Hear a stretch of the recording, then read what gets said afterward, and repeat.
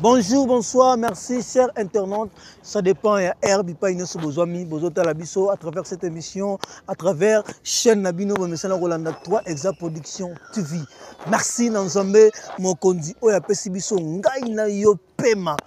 To telema boye ingénieur a telema ngana telema yo tala biso foko pesa nzambe wana matondi oya pesi biso grâce mingi bana bopito mingi bazongisi minimo nzambe batelinga na yo alingi tozala to pesi merci matondo a continuer toujours ko batela biso merci na bino tout babone bo tala biso merci na bino tout o bolanda biso et le bo tout nanga papa sono na zawa na rapidité na pesa merci na équipe technique de Tamola Bango l'ingénieur Augustin Kanele Muluba les plus civilisés du monde et nanga moko papa sono bakada kuba kilas awa bongo toza na ville Ngombi to bongo na Ngombi to mesana ko benga Lutendele Ngombi to na Ngombi ville Lutendele voilà to moi quelque ba ma précision mais c'est que obiso to yebi to zali bongo na Ngombi ville voilà awa to yeto sala constant ya route na biso ya Ngombi ville o bazo tonga depuis pan o ezwami entre frontières ya Ngudiabaka na Ngombi ville o eketi Lutendele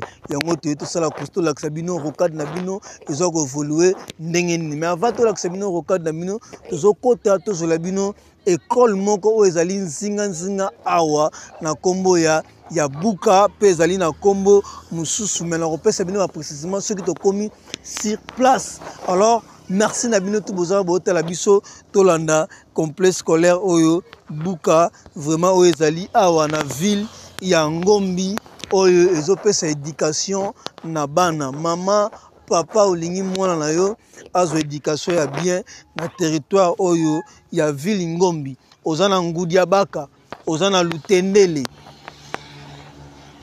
Ngudiabaka Lutendele ozana Manianga ozana Ntsabuka ozana Mfuti olingi mwana na yo azo éducation ya bien awa na école buka et ya papa promo buka awa ba centre ezali ba centre ya couture bazana ba centre bazana mécanique bazana couper couture et bazana ba section belé toko tanga ngo pe toko yebango ensemble elongo na bino sur place voilà merci na bino tout bozolanda biso et quelques détails toko bango sur place wana na kati ya école ya buka pito koyeba nini oyo bombami wana nini oyo komami wana nini oyo ezali sur place voilà bandako nyonso bomona ya minene cher internaute tozaka toujours na Lutendele autrement dit Ngombe ville mais ben na kombo ya Ngombe ville donc on a moni monga fula avenue Komakani c'est ça d'avenue Komakani quartier voilà n'est là bas toujours précision quartier c'est pas CPA Mushi donc oyo to moni na pancarte ezali quartier CPA Mushi avenue et Komakani quartier et commune Mongafula donc voilà awa to mona bandako nyonso bomona oyo ah voilà na moni ndire et puis buka yango voilà merci na bino batutu botala biso et à travers cette émission to yeto la sabino moko ya école o ezwami na rocade na biso awa na CPA Mushi o ezwami bongo na CPA Mushi autrement dit Ngombe ville autrement dit Lutendele et complexe scolaire na biso buka voilà yango toye to lakisa bino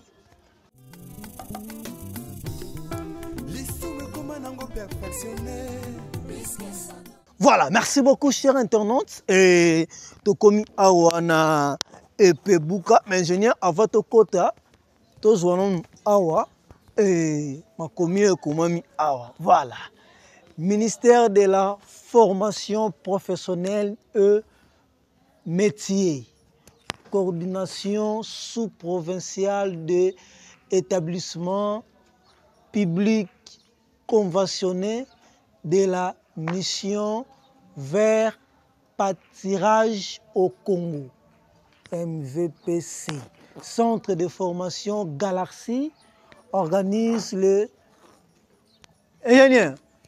Filière. Ok, filière suivant. Voilà. Donc, filière suivant, c'est-à-dire option. Voilà.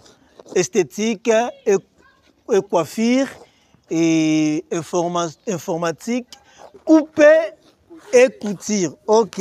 Électricité, bâtiment. Ok.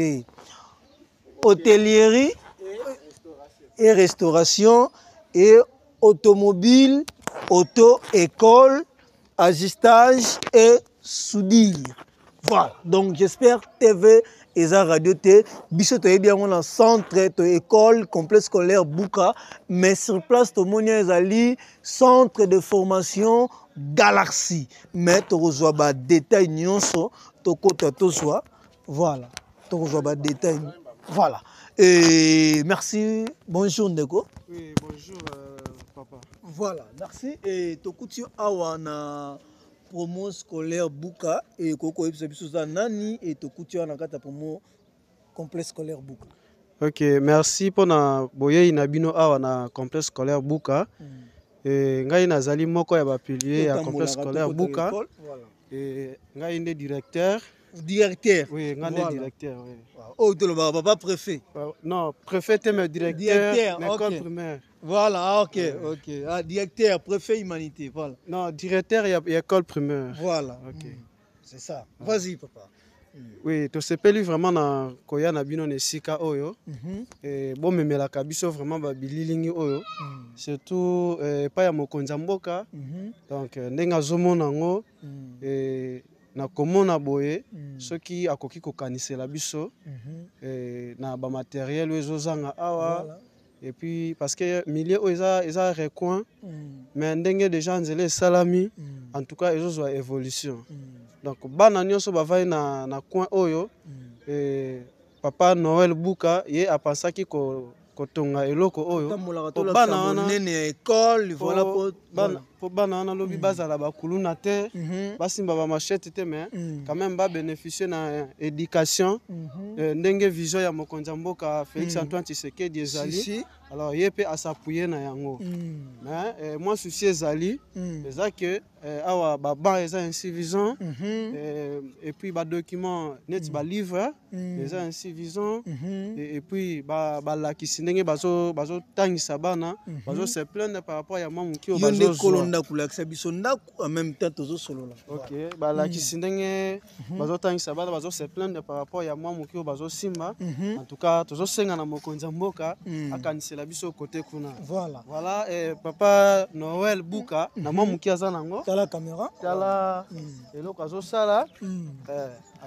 siko clôture pour bana bazala vraiment sécurisé et puis na kokota sabino na ba salle bon na ba condition bana avant que to kota na salle aux autres devant presse aux autres devant journaliste et toyoki au pesibiso complexe scolaire Bouka au situé au Yozali directeur awana promo scolaire Bouka pour na ba précision Oza awana EP Bouka, ça fait déjà combien d'années? Bon, on a vraiment depuis Naza on a groupe scolaire Bouka et le lieu est 3e année. 3e année. Les 3e année. Est-ce que vous avez une histoire ya EP Bouka? EP Bouka et salami na nenini et bandi na nenini et ba formation bandi na nenini. Et groupe scolaire Bouka est bandé en 2023. OK. Et puis en 2024 on est bandé ba formation. Ndenge boleka kikuna, bomoni ndenge ba komi centre de formation Galaxy. Vous expliquer biso tout wana. Ndenge botanga ki yango. En tout cas, eza ya luku kamate na kokoti sabino na basal et puis bokomona ba machine, bokomona botiage nyoso oyo ezo sala ke centre de formation et fonctionner. Voilà. OK. Avant que tu aies la salle les allées visite, mais la ligne, on peut savoir moi, tu as temps na yo, on m'a expliqué ba ndeko bazolanda biso. Et centre promo Bouka, c'est ça non? Donc groupe scolaire Bouka, voilà. Voilà. Mais pourquoi de Monique Galaxy? Bon, groupe scolaire Bouka ye na koloba ba konzindenge babanaki koleka ba sepeli na groupe scolaire Bouka et puis sepeli si bango ba ya kocha centre awa na groupe scolaire Buka. Yango biso pe tozo senga ndenge bakonzana bakanisaki biso pona kotia centre a po bana biso et puis ba jeune fille oyo bazo mipesa na ko bota pamba donc babe ba bongote ba ya kozwa ba formation na centre oyo. Donc si je comprends bien, bozali en relié na l'état. Voilà, toza en relié na l'état. Donc awa ezali gratuité. Oui, donc ils ont gratuité. Ils ont gratuité. Vous allez en relier dans l'État congolais. Oui, dans l'État congolais. L'État congolais de Moutou a Bino en charge. Oui, a Bino en charge. De Nenge Salararak. Donc, awa bato tout batanga la gratuité, il y a chef de l'État. Il y a chef de l'État, oui. Voilà. Et mais quand on situe biso awa na groupe scolaire Buka, tous en a commune nini, tous en a quartier nini et puis tous en a avenue nini. OK, merci. Groupe scolaire Buka ezali na commune ya Mongafula. Et puis tous ali na quartier Ngombi, ezali mosika te na Mbudi Lutendele. OK. Ngombi zakabangombi mibale Ngombi ville na non, tous en Ngombi ville. Voilà. Tous en Ngombe ville et puis non loin il y a route Rocade. Voilà. Ça juste qu'à pembeni il y a route Rocade. Si. OK. Avenue nini? Avenue Buka numéro 11. Avenue Buka numéro 11. Voilà. Afin que to kota na basal, yebisa biso awa ba option nini oyo bozana ngo oyo bozo bengisa population ba ya awa na Buka. Bon, tozali na lokola na secondaire humanité plutôt, tozali na pédagogie générale, tozali na coupe et couture, tozali na électricité, tozali na biologie chimie. Donc ezali ngwana bozo la kisana bana. OK. Donc c'est ça. C'est ça. Voilà, merci beaucoup chers internautes. Boyoki Lolenge et directeur à Pesibiso Bandimbola, à Pesibiso ba itinéraire, à expliquer biso comme il faut. Donc awa Buka ezali en relié dans l'état congolais parmi l'école où le président de la République a ciblé qui pour la gratuité et enseignement et pe Buka pe ezali na gratuité ya enseignement. Voilà. Quant à moi, on a bengi bino ba bozan zinga bozana Lutendele, bozana Ngombe ville awa, bozana Ngudiabaka, bozana village Manianga, bozana Ntsabuka, bozana Mfuti, bozana Mitendi, olingi oya awa na centre promo Buka, oui, groupe scolaire Buka, oye awa bozana. Ça l'appelle, c'est gratuit. Besoin de la gratuité d'enseignement. Donc, tu as la gratuité d'enseignement et puis inscription est gratuit. Voilà. En tout cas, tu as la poste na bino, boya et belé, formation est ya qualité. Voilà. Donc, tu as vraiment ma soloté. Donc, ce qui boye, bino moko boko mona na mis. Et d'ailleurs, lundi est le premier, est rentrée scolaire. Voilà. Donc, boya na lombango, groupe scolaire Buka et ben ici bino. Donc, boza de cité. Voilà. Avant que tu visites Bassal, dernière question nangai. Voilà. Avant que tu visites Bassal, dernière question nangai. Ezali awa la promo et la groupe scolaire Buka. Bozali en relié dans l'État congolais. Ba difficulté nini o bozana ngo awa na Buka. Oyo bozo beta mbela na chef de l'État à intervenir bino o bozo beta mbela na ba congolais diaspora congolaise o bazali banda mboka na ba Paris ba France ba Belgique ba États-Unis bato basungaka batu bazana mitema ya mawa balinga ko aider batu bazaka na souci mboka na bango ya Congo République démocratique et kende liboso o basungaka batu ba problème nini bozana ngo mbela nini ozo senga na population congolais pe na gouvernement pe na président Fatou Beto. Merci vraiment pour la parole. On a ligné ko senga na président mais ko sunga biso par rapport à la difficulté au tozanango et ya liboso ezaka amekana nous ko mécaniser na ta ba lakisi oyo bazo côté ya bana na biso buto pe moi en tout cas amekana nous ko kanisa biso kuna papa mokonza mboka kanisela biso vraiment kanisela biso.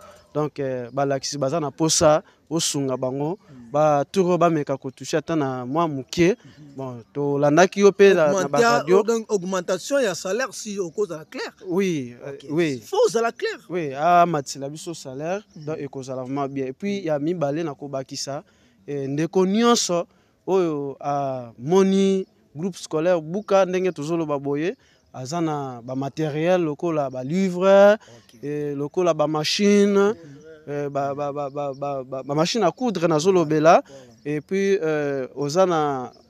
azana ba donc asunga biso non ba bato bolanda yo auto école bozana auto école bozana tozana auto école tozana posa ya véhicule na bino ezali comment dirais-je véhicule na bino oyo bosalaka ba pratique na bino ezali passable. Bon, tozali na véhicule mais actuellement ils sont en panne et soit qui vraiment panne et puis tozo senga na bandeko baza na souci na biso basunga biso puisque pour que to dépanner mutuka wana. OK, donc bozo senga lisungi na bandeko pour que bako illustrer pe image ya mutuka boko mona image ya mutuka bako illustrer yango na émission et nini susu ya suketikali pour que to visiter ba salle parce que TV zangonga oyo koki ko loba na ona tuniote na o peut-être ko ya après visitation ya ba salle. Bon, oyo nakoki ko loba et surtout énergie ne vraiment ezo rendre biso difficulté awa surtout pour na kosala ba photocopie ba saisie donc bana moyen batanga vraiment ça la machine té exacté donc ordinateur exacté ordinateur exacté voilà donc machine imprimante machine imprimante exacté vous la courante courant exacté mai pe exacté mais ceux qui bakoki kosala la biso ta ba forage voilà et puis kosombela biso ta ba groupe électrogène ya minene wana et kozala vraiment bien voilà c'est ça ba bisinga bo ape église oui tozali une église tozali une église bino moko bakolo église donc biso moko nde bakolo église. Voilà, merci beaucoup chers internautes TV za ngonga TV za radio TV za litan merci et merci na directeur na biso et to yakiawa to kutio opesi biso ba olimbo libiso oyo nyonso to moni awa alors tous en a besoin to mona ba salle oyo eza awa na kati ya buka to mona ba salle mais avant que to mona ba salle pardon, une dernière question nanga awa na buka na ba neleki pe na ne bozo kote sika na ba no eleki boza capable ya ko rassembler combien d'élèves oyo bozaki na bango na année passée? Bon, année passée, tu as vraiment dans plus de 500 élèves. 500 élèves. Plus de 500 élèves. Voilà. Et année oyo, déjà ndenge tout ça ici inscription. Et puis ndenge ba para bazoye la biso bana et surtout que ba para musu bazo talibanda pe bazoya awa. Donc je crois fermement que toko leka nombre wana ya. Est-ce que nombre boko leka? Ozo simena ba salle na bino est-ce que boko accueillir bana wana malam to ezaki boyambi bango étouffement bana voilà avec ba salle botongo na nombre bo senga est-ce que vous êtes sûr que boko accueillir bana wana ba uta banda ba parents na bango bazo tinda ba kozala en bonne et due forme? Bon, en tout cas bana ba kozala kimia et yango moni tozo senga appui ya mokonzi ya mboka et puis bandeko nyonso bakoki kokanisela biso bato ya groupe scolaire buka soki moyen ezali to bakisa avoir même basalle po bana wana baya kovanda na bacondition ya bien. Voilà. Question ingénieur? Combien de vacances? On a tour à Tongo et puis on a tour à midi. Tour à Tongo banani ba utiliser ngo mingi primaire ou humanité? Donc tour à Tongo to utiliser ngo pona bana ya primaire et puis maternelle. Na maternelle. Voilà. Et puis tour à midi ezali pona bana ya humanité et secondaire. OK. Voilà, merci beaucoup et to banda siko visite ya ba salle. Oui, ingénieur? Ouais, rapidement avant to ça la visite, numéro ya contact ya mondongo le kaboui. Ozoleka na monde entier. Je vous dis, ozoleka na monde entier. Ezana batu o bazali bana moko bazaka na mutema ya kosunga. Bana mutema ya ko aider. Bana mutema ya souci ya batu. O mutema ko toucher. Alingo tia ora tia 10 na une église. A préférer tia 10 na une école pour te bana base éducation le kumu ya Congo République démocratique du Congo. Alors pesa contact na batu tout ba Hollande o balingi ba sunga bino na EP et groupe scolaire buka balingi ba sunga bino pesa numéro na ya contact. Oui, ndeko nyonso aza na posa asunga groupe scolaire buka et nazo pesa numéro oyo 082 57 92 805 na bandeli 082 57 92 805. Donc numéro na biso yango wana oza na posa osunga biso partout bisika bozali obengi na numéro oyo en tout cas okozwa biso. Ba résultat na bino zalaka comment olobi oza depuis 2022. Ba résultat na bino et même ya humanité bana ba représenter même ya bana 8e 7e et ba pourcentage na bino eza comment bana bazwaka ou pas ba rataka ou bosalaka ba 100%. Vraiment en tout cas biso awa totikala kozala de cité ba para batikala kozala de cité. Donc, depuis que tu sali 3 ans dans le groupe scolaire Buka, donc tu sali à 100%. Okay. Donc, à moins que parents à l'emba, avec un coquin en gâté, moi, na fait quitter moi, mais sinon, en tout cas, biso vraiment tu as décidé côté résultat. Voilà. Donc, tu sali à 100%. Assuré et à la 6e primaire, Ténasos et puis humanité. Assuré ba para ba lando. Donc, ba parents bazolanda ngai na ngonga oyo. Komema mwana esika oyo ozo bebisa bato bazo bebisa mbongo te esika oyo bato bazozala de cité mema bango na groupe scolaire Buka en tout cas bokozala de cité. Voilà. Merci beaucoup. Tomoni ndeko. Bonjour papa. Bonjour. Et tomoni pe awa na groupe scolaire Buka et oza nani awa na kati ya groupe scolaire. Bon ngai komo na ngezali professeur Mazanga Adamo. Naza encadreur pédagogique. Donc, au Italie, un corps pédagogique, au Tangisa, Moutoundé, na roye, comme un lobby professeur ou maître sur une école Buka, au Koutanga Nazawana. Ah, ok, merci beaucoup. Je vais visiter, dis-non.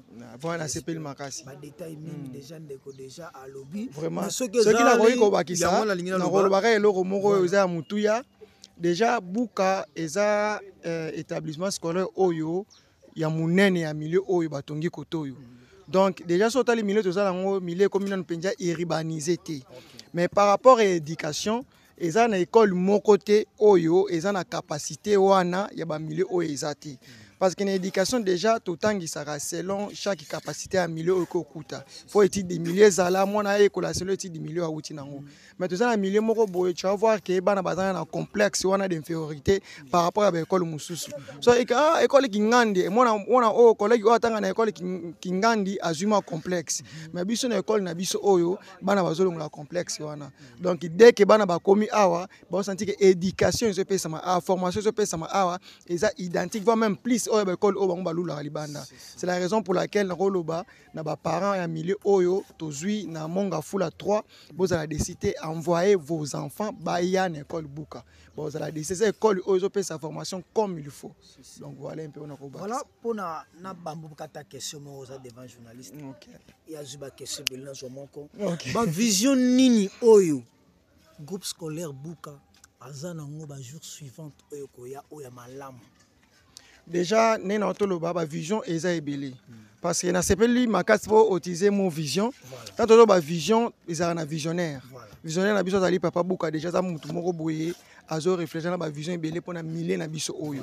Et ba bita ba tonga école batala na milliers d'études au sein de l'école. Milliers na biso oyo ba vision eza ebele ko ramener ba na ebele pour vous dire déjà tout ça na ba centre de récupération awa. En dehors établissement scolaire, déjà tout ça na ba centre au bazo sunga ba papa oyo peut-être maman âge les kana moni ngai mona tanga so ezata uniforme ezate mais akoyi koyape koyoko la musala na ye na ba centre de formation ezali akosala pe autodidacte na ye. Donc vous voyez que vision eza ebele. Makambo eza ebele. Eza ba muso bini kinga peut-être kolata uniforme classe l'équipement de l'homme na kena école Buka na koyoko la coupe couture na koyoko la mécanique na koyoko la auto école, vous voyez. Donc vision eza ya makasi. Donc c'est la raison pour laquelle tous les parents boya tout ça la force tout ça pour na pona bino tout ça la force on a elongo na bino biki to tambola belé pour na soutenir vision oyo ya papa Buka ele biso na kati ya milieu oyo tout ça na ya lutendel. Voilà, merci beaucoup to sepeli ndeko papa professeur et to moni que roka des otongama makasi makada mes otongama tout à fait awa déjà ndeko ebisi biso année passée vous avez qui n'a plus de 500 élèves. J'espère à travers nous aussi, comment de plus. Est-ce que vous tenez compte de la rocade? Est-ce que vous précaution pour la sécuriser à Bana? Sécurité à Bana. Parce que ma cadam est au coma. Déjà, c'est une bonne chose.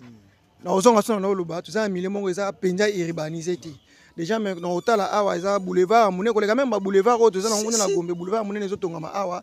Donc, pour ça, c'est belé. Tu as dit que ce que si li, tu vas mesurer raisonnement par rapport ya situation oyo ekutana na biso ba mesure penza ekozoma ya malamu kozala mpona ko protéger pe bana mine na biso bongo ba activité ni kozanga nango na ne ba activité eza ebele tozala ba promotion scolaire ezalaka tozala ba déplacement parascolaire ezalaka ba onokolo bana ndenge na lingala tobetaka ba tour na bana na biso bake visiter ba zoo ba visiter ba place oyo ezalaka te ba promotion scolaire tobengisaka pe ba école mosusu bayaka tokendaka pe ko participer na ba compétition ya oyo esalamaka ba compétition scolaire oyo esalamaka koluka bana mayele ya école tozalaka pe na kati wana na clôturer na yo teke professeur OK bwana gratuité na cadre de la gratuité, oui, tout à fait. La gratuité.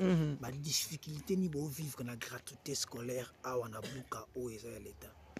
Bon, la difficulté actuelle les ali kambupendia ko bombate to ebike enseignement eza musala o eza noble.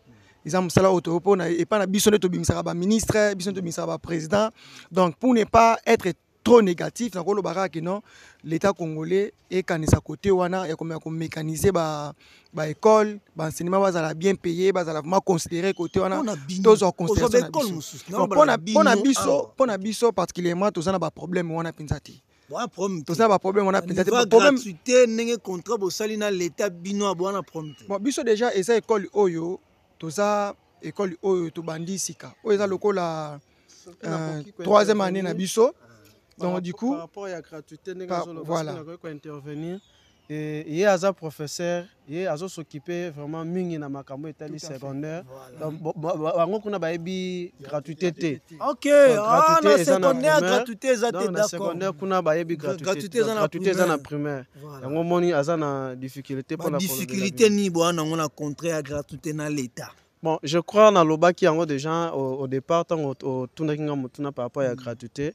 Parce que na silisa batebele balobi gratuité existait gratuité échoué gratuité aussi maté gratuité boye tozanga no na gisasa to ba paete to yebi elobamaka alors yebisa biso ba difficulté ni bino bona on a gratuité bon gratuité ce qui batu baobi qui aussi maté parce que ce qui l'état ndenga lobaki qui azo mécaniser ba école et qui azo mécaniser te yango moni ke bako loba les échecs yango biso ba difficulté au toza lango na gratuité ndenge tozo loba ba enseignant baza vraiment payé bien te baza payé bien te yango tozo senga na mokonza mboka to na mama Soumino to yokaki ba onde balobaki en tout cas raté te donc mécanisation salama pour bana na biso pe bazwa éducation bien parce que moni molakisi soki libumu eza vraiment bien te akobimisa eloko malamu te mais soki aza vraiment bien akepa zongi akutinda kuna bien akobimisa pe eloko malamu. Voilà, merci et TV Zatan et merci et ba professeur et to clôturer total la visite ya ba salle mais pour na bateau ba Hollanda yo ndenge koto gratuit to kim pour na bateau ba Hollanda yo na né boko marana budget à combien pour moi na 6 années. Bon, ils ont budget moi ils ont équilibré. Est-ce que c'est un premier à compte la humanité secondaire? Par contre, ils ont raté. Par contre, ils ont raté. Frais scolaires ils ont équilibré. Mais ceux qui te l'ont surtout comment on a combien à fin de l'année on va répondre parce que l'établissement où ils ont organisé. Frais bah yo qu'on a commission des parents réunion d'école. Voilà, donc c'est ce qui se passe. Donc vous c'est là bas parents, vous ça là. Mais plafond sinon les alliés. Tout ça là ma proposition et tout, tout ça l'équilibre. Voilà, merci beaucoup. Total à Bassal, ba mon peu Bassal et to bandavo. Waouh. Ba toilette ça bien zali, ba douche ça bien zali. Ba toilette yango yo. To banana toilette parce que ça ba eza toilette n'est yango eza base. Voilà, l'installation hygiénique. Yango ndenge na lobaki. Awa, tout le monde ba toilette. Ba toilette yango. Mais bon signifier te homme ou femme. Voilà. Oyo ezali toilette ya ba enseignant. Ba enseignant. Ba enseignant oyo ezali ya bana ya mibali, ya bana classe. Voilà. Puis oyo ezali ba élèves filles. OK. Voilà, donc c'est ça. Bongo awa. Oyo ezali bureau ya secondaire. OK. Bureau ya secondaire et puis oyo direction primaire. Direction primaire. OK, donc awa direction secondaire, à direction primaire. Bon bandeko tout au monde ba professeur. Donc oh nyonso tout ezali ba professeur. Ba professeur. Ba professeur donc bazaki na réunion na bango pour ko préparer rentrée ya bana. Voilà. Merci beaucoup tous les cas. Mais tout le monde peut maman. Bonjour maman. Bonjour. Tosuka papa to s'appelle maman ta minute muke Maguette TV Zangonga. Bonjour maman. Bonjour. Tout monde est en centre promo Buka. Groupe scolaire Buka. Ozanani. Ngai Naza, je m'appelle d'abord Madame Juline Timba et je suis enseignante. Ok. Et je suis aussi parmi le membre de direction. Donc je m'occupe de tout ce qui est finance au sein de l'école Buka. Ok, voilà. Bon, vous m'avez surpris là. Je suis surprise, donc je ne savais pas que vous alliez passer. Et donc voilà, je ne sais pas si vous avez d'autres préoccupations. Vraiment, merci. Presque ma question nous sont déjà répondre. Ok. Les questions analyse tous en parole ton message nous lancer. Ok, nous sommes ici à Ngombi, quartier Ngombi, ville et CPA Mouchi et avenue Buka numéro 11. Et comme vous remarquez, c'est une nouvelle cité. Nous avons plusieurs défis à relever. Notre souci, c'est faire en sorte que les élèves de ces coins ne puissent pas souffrir de l'éducation. Alors nous voulons vraiment offrir une éducation de qualité, mais nous sommes butés à un grand problème.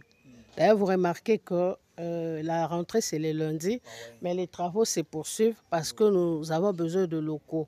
Nous avons des insuffisances de locaux et puis nous avons le problème d'électricité et nous avons le problème d'eau. Nous avons plusieurs défis à relever.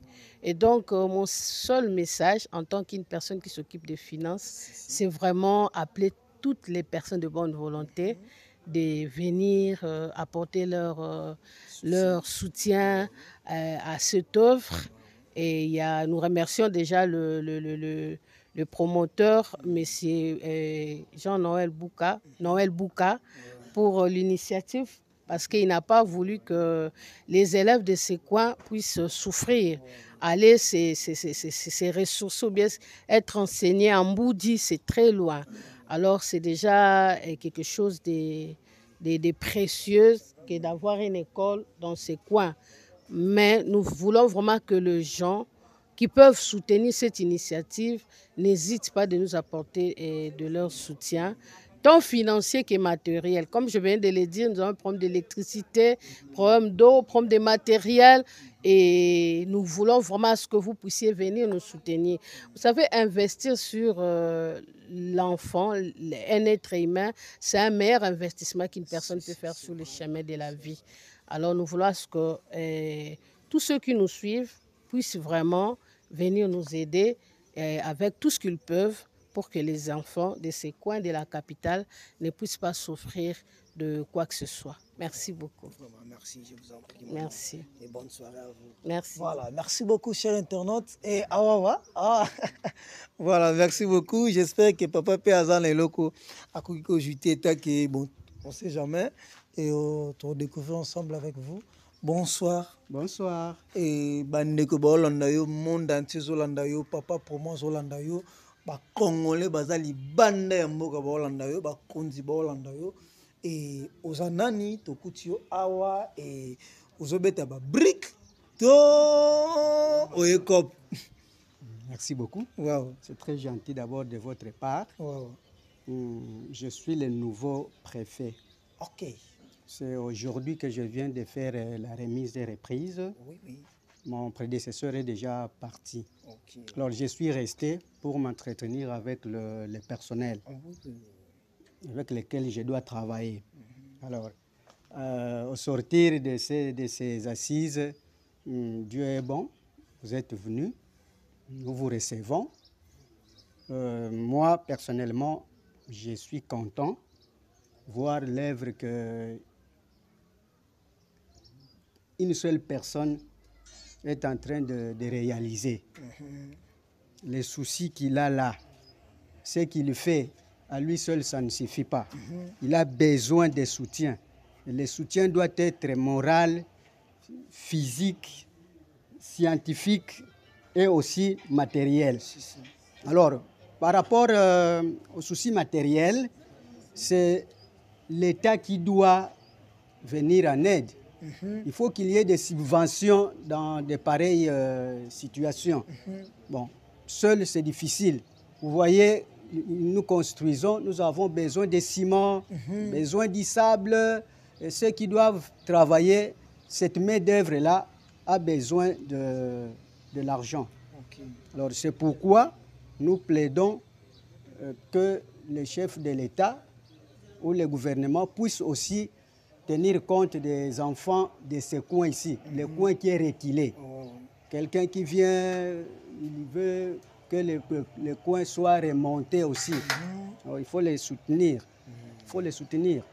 En tout cas, je crois que, en bref, c'est ce que j'avais à dire. Voilà, je vous remercie. Votre nom, vous appelez comment? Bon. Vous êtes pas présenté.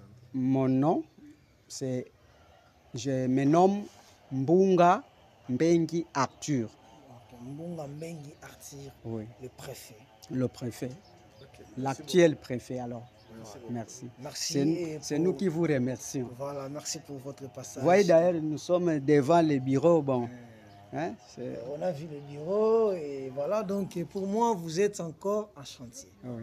Nous sommes vraiment en plein chantier. Voilà. Donc, il nous faut de l'aide. Il faut que les promoteurs soient soutenus, voilà. Comme je l'ai dit, pour ne pas me répéter. Voilà. Merci beaucoup. Au revoir, papa. Au revoir. Voilà, merci beaucoup, chers internautes. Et nous sommes presque à la fin.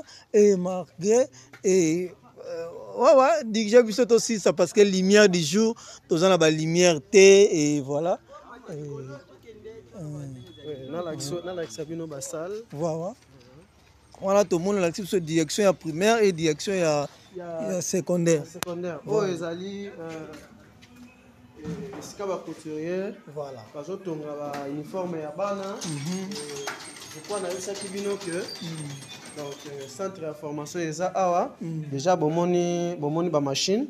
Masa s'il vous plaît kanga radio na musique biso et bomanga biso ma vraiment je crois bomoni maître azawana na ba bilamba na machine ya liboso azotonga wana eza ba uniforme azotonga et puis ba machine mosusu ezali voilà bozomona yango. En tout cas, tu as vraiment besoin de soutien à Bino. Voilà. Directement, tu n'as pas mettre une question. Bonjour, maître. Bonjour. Maître, et aux autres devant la télé, Kombonani et Kokope Sabato Bazolanda. Bon, là, il y a Mathieu Mbumba, nous sommes maître dans l'école Awa. Nous sommes l'un des formateurs dans le centre de Biso Awa. Donc, tu formes dans la couture. Donc, fille ratée, fille mère, donc de format à Bango. Donc, horaire na biso ezali lundi, mercredi, vendredi. Voilà. Oh, ezali centre. Oh, dans le centre. Dans le centre. Voilà. Dans le centre. Oh, comme ma capacité à combien d'élèves? Bon, année passée, bazalaki 12. Cette fois-ci, na ba recrutement to sali 30. Mais bazo yana no tepo rentrer dans les ongité mais bagoya tuza wana to zela bango et puis to senga soutien na batu oyo ba soutenaka batu précisément na gouvernement do ba jabiso maboko poto former ba fille raté wana ba fille mère bon pour baza utile na société do senga faut soutien peu ou quelque part pour biso tuza na moyen moko de bord. Maître na département na état qui couturière, état qui centre à couper couture, la difficulté nini aux anango na département na yo awa na couper couture, aux osenga aide urgent pe soutien na département na yo ya couper couture. Bo biso mingi ezalaka ba machine pena fo tozala machine belé, ba machine ya broderie, ba machine ya surfilage, ba machine ya boutonnière. Donc et puis ba machine ya normal neti ba boye pour na kolakisa bana ba machine ba sorte ba machine nyonso tout pour moi na ko si na machine oyo mayebo ça la broderie ba nouveau modèle mayebo ça broderie mayebo ça zigzag te monique a osana difficulté mais ceux qui nyonso to zanango tant en enseignement to so expliquer bango o eza boye to lakisa bango pe et ça la bien donc difficulté na so ya ngona do ba machine ka ande to na besoin. OK. Merci beaucoup par wane le kozati. Bon to sengi kaka na ba gouvernement donc nazo ko insister na gouvernement ba tala biso pe to sape ba to l'état zo comprendre donc soki ba soutenir biso bana na tango soupe ba otanga na bango fele moni ba pesa biso ta ba matricule ba ni tout ça là pour nombre wana koyaka wana efutaka te omoni eza beba misusu omona po aya aza na mbongo ya kofuta te aza na mbongo osomba ta kaye tata nini te mais soki lete tie biso maboko bango nyonso bakoya banotanga na bango ofele mpo lete esoutenir biso hors gouvernement hors l'état hors baautorité baaka simple congolais ngana mais baala quand même na bozwi to possibilité motema ya kosunga okoloba na bango. Bon, en tout cas, basé belé, mais naebi ke basungaka. Lokola bazoka ngai, bazana mitema ya bien, donc ba luka biso, tozana ngombi.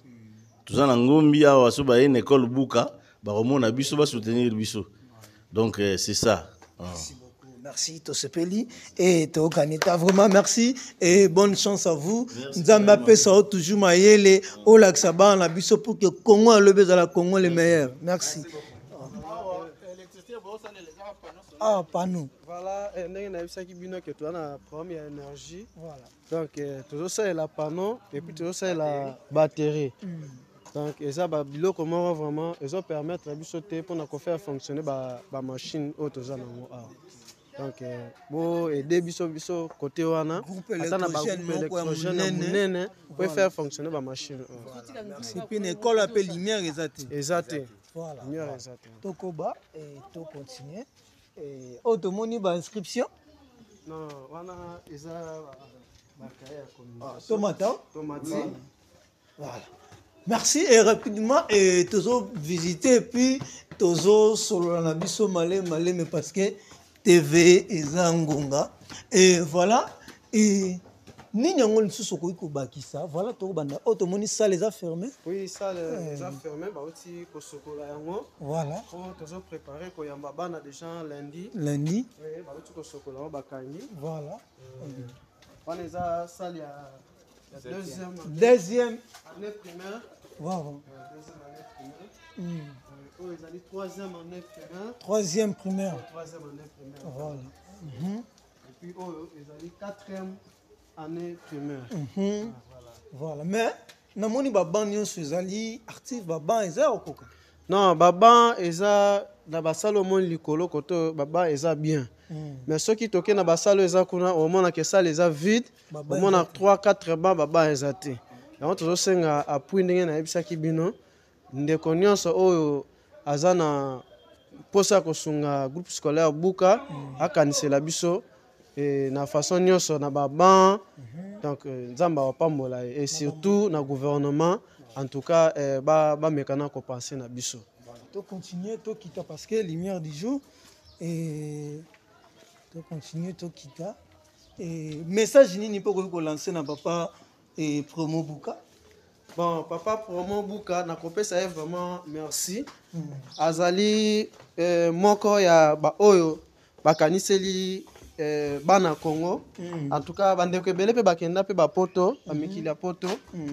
Bazo ba mbongo na bango, basalela ngo pe na baloyenge makambo bakoki ko saela. Mais ya lobité na aider quand même bana mboka na biso et puis na contribuer na vision ya mokonza mboka.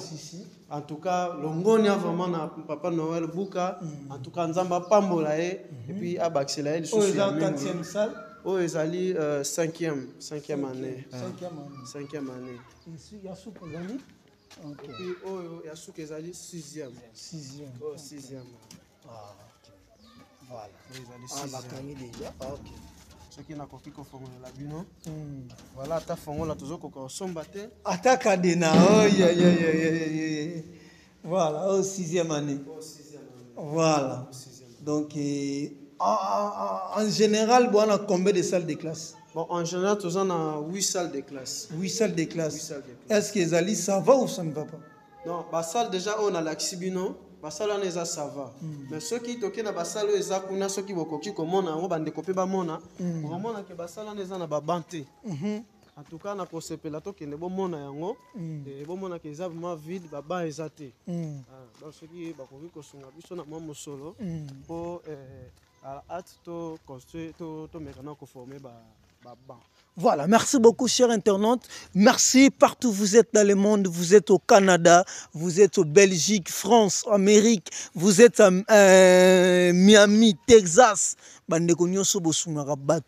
Partout, diaspora congolaise. Et nous sommes ici. Et voilà, et awa baba ezate. Ah baba ezate o eza ba maçon o ba osala musala. Voilà ba maçon ba lamba. Donc muka parana bango. Muka parana bango voilà neza la donc awa ba ezate. Donc ba ezate. Deuxième salle. Voilà. Deuxième salle oyo. Ça vraiment na voilà.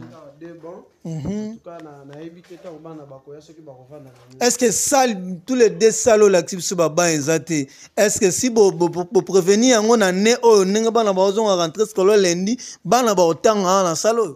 Bon, bana faut batanga mais to réunir non ba banté. Donc papa Noël Buka tellement zaye moko. Bon moni déjà ndenge a démarrer ki ba misala kuna. Bon ko kanisa sous pour na kosomba baba awa, ils ont rendre vraiment pour la lumière du jour. Très difficile. Yango moni tozo senga appui à terre gouvernement. Donc ba aider biso vraiment na lombango pour des salles oyo ezwa. Bana maternelle, c'est ça aussi question. Na linga kina tuna pona bana maternelle pour baki bo apena maternelle bana maternelle oui bana maternelle to yambaka bango na salle o bomoni eza vide parce que bana ya primaire 5e maintenant 6e on est basalaka après-midi basalaka après-midi et puis 4e 3e première A deuxième A et puis première B deuxième B na maternelle on est batangaka na tongo voilà merci beaucoup bon église olobaki église eza. Bon, église, ceux qui bana babimi, de église yaka. Donc, les mêmes salles, il y a un comme église. Donc, bref, n'a pas église. Voilà. Merci beaucoup, chers internautes. Merci beaucoup. Ça dépend. Bisika Nyon Sozomi aux autres. Voilà. Il y a une autre question.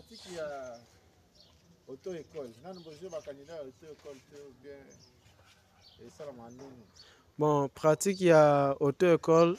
Tellement mutukezate en tout cas même ba mutuka mo tozomona tozolakisa parce que tozana vidéo awa et mutuka moko pe to ko illustrer yango na ba image na biso mais bozana problème il y a réservoir. C'est ça, non? Oui, tu as un premier réservoir.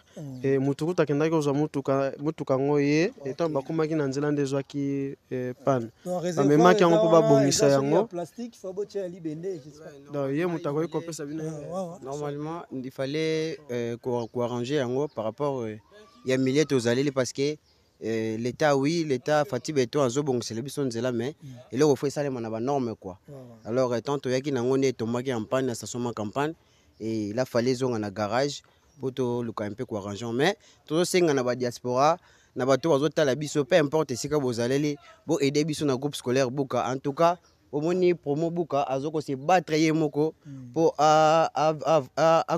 contribuer disons na vision mokonzi ya mboka ndenge zaleli donc tous en centre professionnel, tous en école primaire, maternelle, secondaire, même humanité.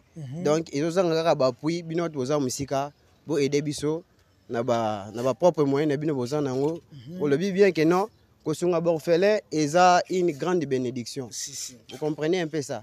Donc, tant que vous son aborphelin, na kati ya mboka o toza ki sangolo, précisément na monga fula, ceux qui bozo sala en tout cas.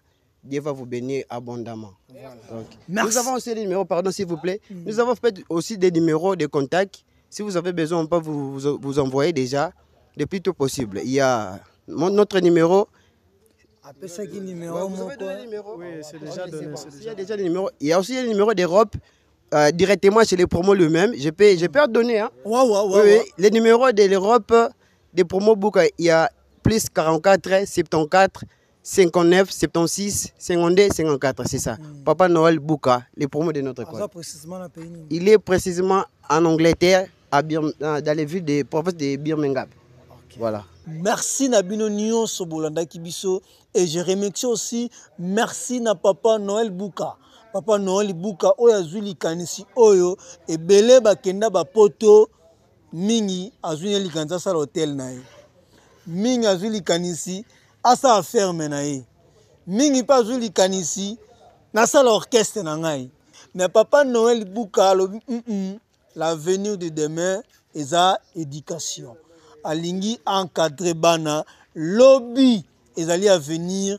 Il y a République, il y a bana relève, il y a ministre à lobby, il y a député à lobby, enseignant à lobby, babima awa na groupe promo scolaire Bouka. Merci.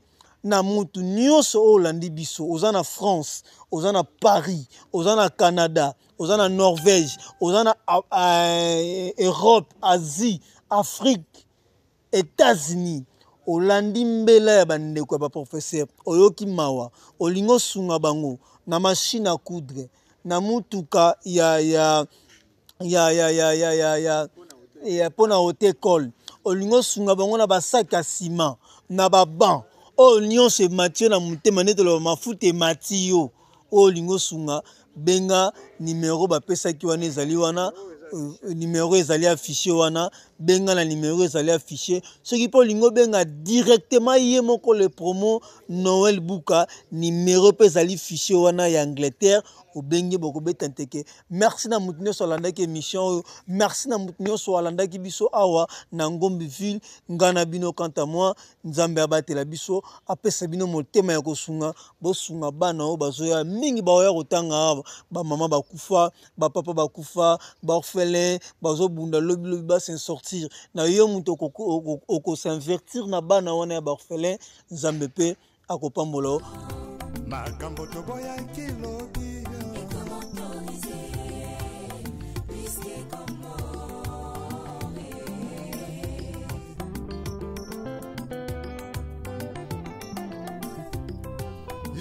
comment nango perfectionné makambo toboya kilobi ekomi autorisé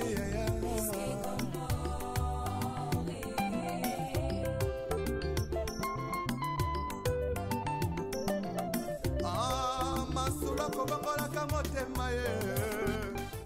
Merci beaucoup chers internautes pour outil komona tolakisi bino et groupe promo scolaire et Bouka et bomoni école et bomoni école bomoni ba salle bomoni ba professeur lolenge ba lobby bomoni état ezaleli bomoni nini ba nango besoin oyo bazo luka lisungi et na bino peuple congolais oyo bozolanda biso alors et to suki kaka bongo na école te et bongo tozo lakisa bino hôpital yango to kotiawa et au hôpital il y a groupe scolaire et Bouka voilà hôpital yango et toujours kota awa na hôpital voilà merci beaucoup chers internautes merci Nabino Tubola Nabiso merci et na papa Guy Mayala Molongani ya maman Marie-Louise depuis Paris et merci na papa Agostino Louvangadio, voilà, merci na papa Agostino Louvangadio, na maman Cathy Louvangadio depuis Paris, merci na papa Noël Promo Bouka, et merci na papa et Nabiso Freddy Kalidia OEP Azolanda Biso, Binotou Bolanda Biso, voilà, tout ça bon na centre et médical Bouka, voilà, centre, voilà, toujours sur l'ana papa, que médecin. Bonjour papa. Bonjour. Et to moni awa na hôpital ya Bouka to koyeba hôpital ya Bouka kombo nani yo nga kombo nga papa Exaucé Gata. Ozali nani awa nga na technicien de labo. Voilà. Aosa na kati hôpital oyo kombo ya hôpital bengami centre hospitalier maternité les merveilles. Ah ok. Oko bandela ngoli susu. Centre hospitalier et maternité les merveilles. Mezaka na kati ya toza na kati ya toza ba voisin na papa Bouka, papa Promo. OK. Voilà. Merci et biso pe to visiter bino et spécialité nini bozana ngo ya ba malade ko traiter awa toza na ba service ebele. Toloba toza na ba service ebele to bandina place boy bokutinga awa eza réception. Place muto akozwa ba renseignement nyonso etaleli centre hospitalier maternité les merveilles. Toza na ba service lokola service ya consultation, toza na service ya maternité, toza na service ya laboratoire, toza na service ya imagerie, kuna toza na échographie, toza pe na ECG. Donc toza organiser hospitalisation, ce qui mutu pe abeli azaki azako kokate bambeto ezali to koyiko tia malade. Ce qui ezosenga ki basala échographie eza sur place. Be examen esalamaka 24 heures sur 24. Donc toza na lumière na biso neti butu ekoti boye déjà omoni ke minda kuna na kati epeli apeli banda minda ezopela. Toza na ba poupinelle to stérilisaka ba matériel na biso pour na toute sécurité. Ce qui mutu na pota bakoyi kotonga mwasi aboti o pota azoki boye il faut batonga. Donc biloko wana nyonso toza organiser. Centre ezwami wapi? Toza awa na Ngombi Lutendele. Toza en face ya école Buka, promo Buka, école groupe scolaire Buka, place Bouti, nde totalani Mukongo. Nde toza en face na ye toza avenue Buka numéro 6 awa, place toza 11. Commune Mongafula. OK. Est-ce que papa tu veux visiter l'hôpital? Il y a problème par rapport à la lumière et c'est mieux pe botuna maman munganga za kuna ayebisa bino ba réalité ya terrain ndenge ezali. Par rapport lumière du jour ezo maman soka ko poussa ta awa ta place lumière. Voilà. Bonsoir maman munganga. Oui papa to yambi bino. Interview en français. To yambio. Voilà papa to yambio. Yondo yambi biso. Merci beaucoup. Voilà, j'espère déjà papa a aussi expliqué quelques détails. Et mais to limi peut to à Vinayo et a te to ça bon wapi. Awa toza na centre hospitalier maternité Les Merveilles. Et zoami na avenue Buka en face ya complexe scolaire Buka. Toza awa na service ya nation comme ne bomoni kaka. Toza depuis mois de novembre 2024 de to s'installer awa toza awa double mission toye musala nzambe pe toye musala pona kosunga batu na makambo etaleli santé yango bomoni biso awa na kati ya centre réception ezali hospitalisation ezali salle ya consultation pe yango yo bisika to yambela ba maladie maternité pe ezali salle d'accouchement ezali ceux qui laboratoire pe ezali bien équipé ba mama o bayaka kilo bato o baza problème na maladie ezo senga ke akote échographie eza pe sur place nde to vandi awa pona kosunga population bien que toza na population moko eza vraiment pauvre mais na mateya ko mesanisa bango ko kende na bisika bako kozwa soins de santé de qualité parce que bato ba mesani mingi automédication des âmes kasi ba mesani ko kende na ba pharmacie pe ba charlatan bazo circuler par-ci par-là alors biso pe ezope se biso mwa mikakatano mais koyeba qualité de soins o ezope sama awa bazo tenter à gauche à droite et simbite bazo ya ko consulter biso bato pe bazo bika nini ezosala bongo mbongo eza te puis mentalité eza trop bas ba mesani kaka na mouvement wana mais lokola nzela déjà ebongi boye bato bazokota bato bayebi makambo pe bazokota changement ekokota la longue biso tozaka mpona kosungaka ndenge na uti koexplike bino ke toza double mission ya liboso ememi biso awa makambo ya nzambe parce que oyebi ke évolution ya mboka ekendeke bato bazoyoka maloba nzambe baklasse ezokota bato bazotanga développement ezokota yango biso pe toyaki na sens wana nde tozosunga tozaka derrière l'état na biso mpona kosoutenir ye na misala oyo asalaki biso pe toza nsima na ye mpona koluka développement ya mboka tokende liboso bakanini oyo boyambaka awa oyo eswaka bino motu bwana mesure ya kotraite yango te ya kotraite yango te na manque ya matériel to na manque ya possibilité to na manque oyo ko définir. Merci beaucoup papa pona mutuna wana ya makasi oyo tungisi biso banda to ye awa toza na difficulté ya kozala na banque de sang na kati ya Ngombi mobimba tozoyamba bana de 0 à 5 ans tellement ba mesani automédication bana bazoya na baka ya anémie makasi Alors, tozana no ya makoki te ya koinstaller banque de sang. Ce qui totali presque chaque jour, bien au bout de 2-3 jours, faut vous transférer moi na ba kezongise makila à niveau ya mbudi to pompage parce que koto lumière ezana nute biso pe bato to koti tozana no makoki ya kosomba ata ba batterie poto tia frigo to tia banque de sang pona ko intervenir na bakawana nde loko ezopesa biso pasi makasi awa na ngombi. Ce que ko transmettre message na bato bolanda pour te clôturer, il y a soutien ou il y a difficulté bozana. En tout cas tokosenga na bandeko nyonso oyo bakotala biso na ba image soki bakoko soutenir biso poto sunga population ya kotalela biso ata installation ya ba batterie ba panneau solaire oyo ko sunga biso ko installer banque de sang pourvu que toyeba ko sauver population koto pona makambo o etali kozanga makila eza vraiment kamo ko eza urgent ngape en tant que moboti nazo yamba bakawana ezo salanga pasi makasi na motema 0 moi na ye hémoglobine 4 grammes 3 grammes alors na ba transport na biso boye bobima na ye bakende koluka makila soki mbongo eza ça va soki eza te moi na ko perdre vie pendant que la vie est sacrée. Maman, tozonga prochainement pour te revisiter la salle. Ok. On a l'élo.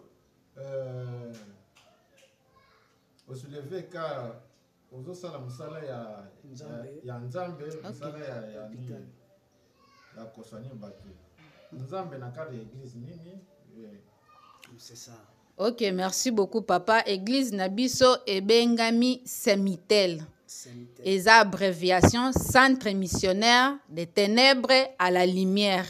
Zambazo tinda biso to kende mokili mobimba kote ya sangu malamu kolongola batu na molili kokotisa bango na pole.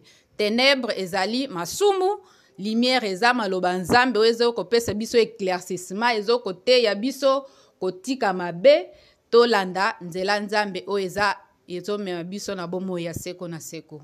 Ngape kaka ndenge ingénieur atoni pour lumière ke somo pe lingande olobi mission nzambe hôpital. OK. Eza pe na baka mususu boyamba a otali olobi ka bo pesi traitement sobi oyo eza mamba famille eza mamba molili écoute mena bino biso toza wana to soki to lobi ke o molili toza banganga te mais ya liboso tozo lamuka to bondelaka nzambe soki tomoni ke ka wana ezo dépasser biso le maître de tout eza nzambe bomoya moto esimbami na maboko ya nzambe le dernier mot revient à Dieu. Nous n'avons qu'à mettre notre foi en exercice tozo sa musala tozo yamba pe batu tozo te ya bango sur le plan sanitaire et sur le plan spirituel. Vraiment. Merci beaucoup maman Olobai Kombo. Kombo nanga madame Katiai Marlette communément koto bayebelinga mingi na mère double. Mère double. Ce que ça na mutu moko landi. Aza munganga aza docteur nzamba sunga pambola ye. Alingi a soutenir pe domaine na ye oye pambola ye. Boza numéro de contact. Numéro de contact ezali 081 910 46. Eza sur WhatsApp? Oui, eza sur WhatsApp. Bon, ce que ça n'a pas olanda bino. Alinga soutenir bino. Nini bana ont besoin au kosenga demande à soutenir bino.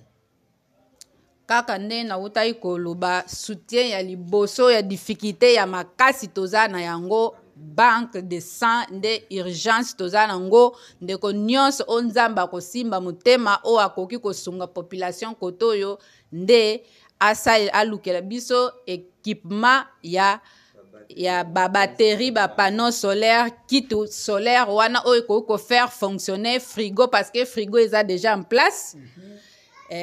Tozangi nde matériel lokola ba batterie ba panneau o toza nango juste ezo servir biso pona lumière éclairage tozo yamba ba malade ata na katikati ya butu toza na difficulté te mais pona ko faire fonctionner frigo nde makoki wana tozwi nante. Voilà. Merci beaucoup chers internautes. Merci Nabino Batutu Bolanda Kibiso et vraiment merci pour yoki ba maman ba minganga ba papa ba lobi yo mutamutema malamu. Yo peuple congolais, gouvernement, autorité en boka balobi, santé nde yango ezali base ya moto. Ce qui mutunzo tezali ya bo kasite a fouti a ça eloté. Donc alors yom tolandi biso zali partout dans le monde olingo soutenir awa na hôpital na biso na centre na biso na matériel na automoni ndenge balobi surtout ba na souci mingi ya batterie pour na ko faire démarrer ba congélateur pour na banque du sang. Vraiment soutenir bango et te kutani au prochain numéro maman te promettre bien te rozonga pour te défiler vraiment dans l'hôpital Mobimba parce que lumière tout tambola ma projecteur et te resola li sous yami mais na muto yo muteme ko tuta na numéro pesi beaucoup s'appelle ceux qui parlent qui nan zela na biso te kozongi la bino. Voilà, merci botika na malamu. Merci beaucoup.